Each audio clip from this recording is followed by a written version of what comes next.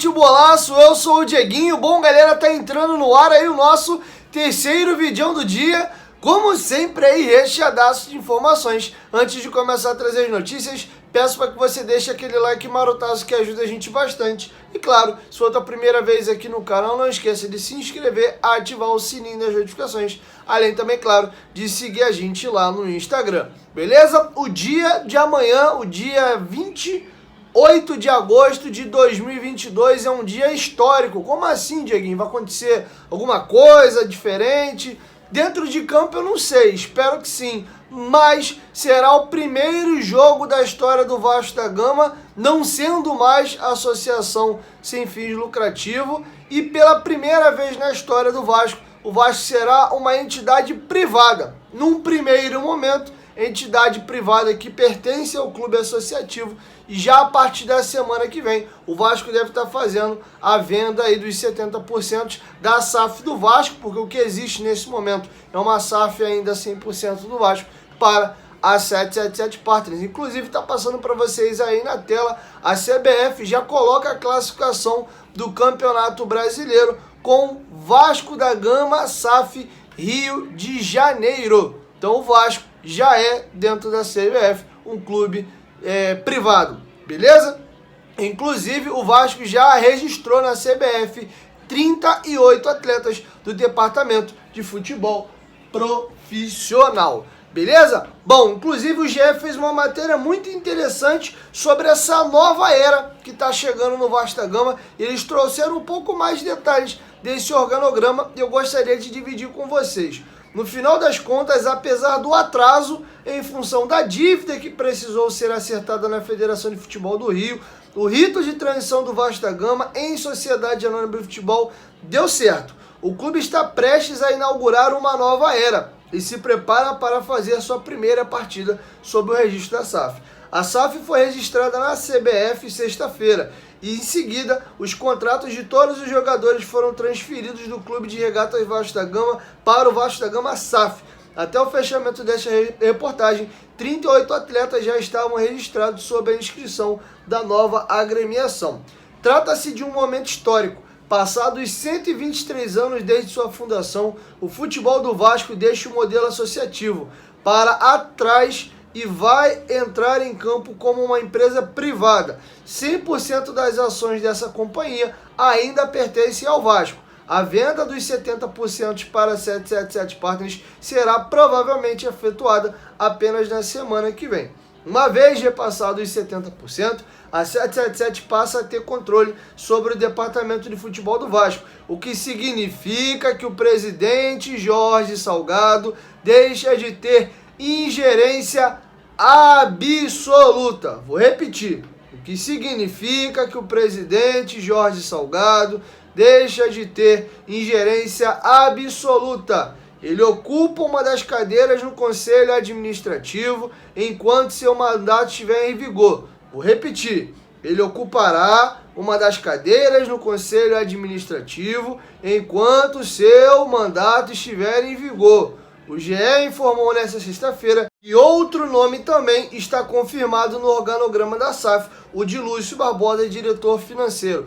Parênteses aqui, eu bati muito na tecla disso a respeito dessa semana, começaram a surgir aquelas teorias das conspirações, gente pregando mentiras, dizendo que, tá vendo aí, ó, diziam que o grande motivo da SAF era afastar os políticos do Vasco, mas o Salgado tá lá, agora o Duque Estrada também. E a matéria do GE deixa bem claro, o cargo ocupado hoje por Jorge Salgado é uma cadeira de 7, onde essas 7, a 777 terá 5 e o Vasco apenas 2. Uma sempre será o presidente lá do clube associativo e o Vasco ainda é sócio da SAF. Se um dia o Vasco vender nem 30%, né? Porque o Vasco tem que ter 10% para poder ser dono ainda dos escudos e etc. ali. Então esses 10% nunca vai deixar de existir. Então, se o Vasco vender mais 20%, ele vai perder ainda mais cadeiras. Mas por ser sócio ainda de 30%, o Salgado, que hoje é o presidente, tem a cadeira, amanhã outro é presidente, tem a cadeira, e assim sucessivamente. E dentro do clube, mais uma pessoa é indicada. Hoje, quem foi indicado para o Conselho de Administração é Roberto Duque Estrada. Beleza? Então tá bem explicadinho. Quem fala diferente disso é porque quer tumultuar aí e trazer narrativas levianas e mentirosas para confundir o torcedor com algum tipo de interesse por trás. Tá bem?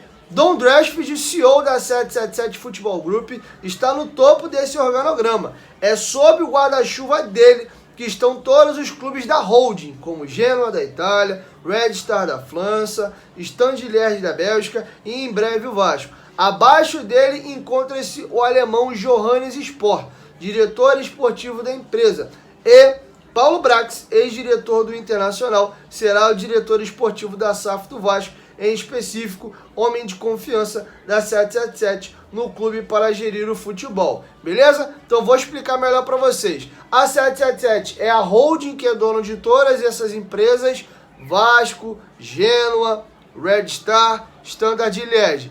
O principal nome do grupo, o CEO da 777, chama-se Don Drashfield. Ele que era o CEO do Group City, que foi adquirido recentemente pela 777.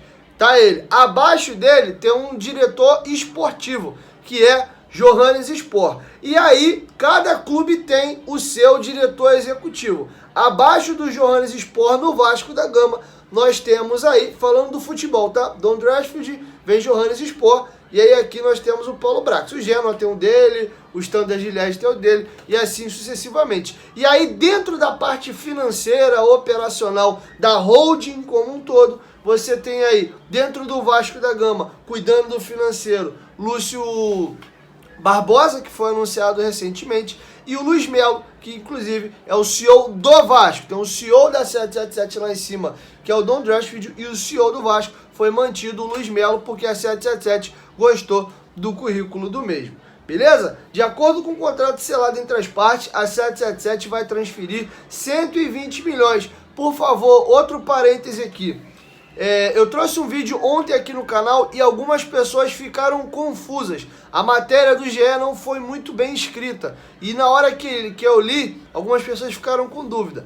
A 777 já aportou 70 milhões no Vasco, que no primeiro momento era empréstimo, mas como a SAF passou, virou aporte, e entram mais 120. E aí, da forma como a matéria foi escrita, algumas pessoas entenderam que entrariam 120 milhões já descontando os 70. Não, esse ano entram 190. Já entraram 70 milhões e agora entram mais 120, beleza? Pelo acordo,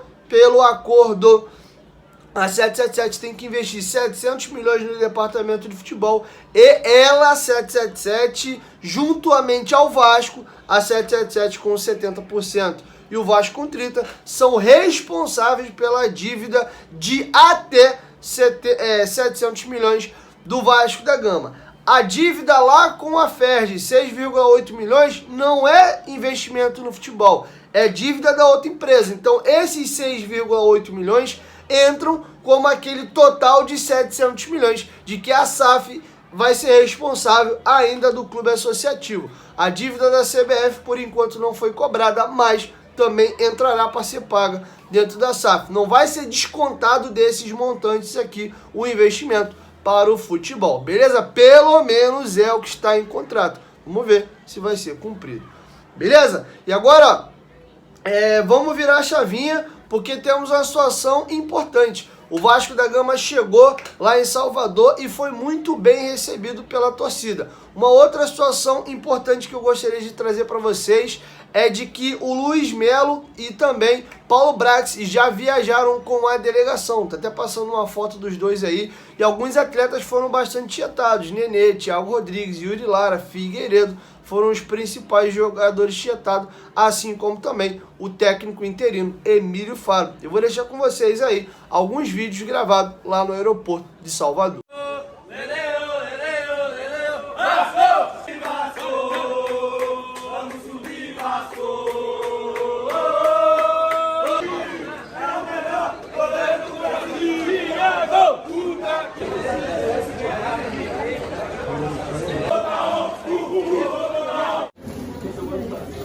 Já é. Eu já ganhei meu dia já. Thiago! Apareceu! Puta que pariu! É o melhor goleiro do Brasil!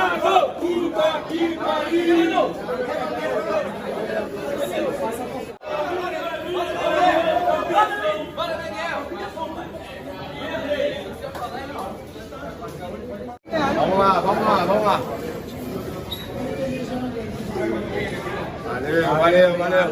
Valeu. E aí, professor?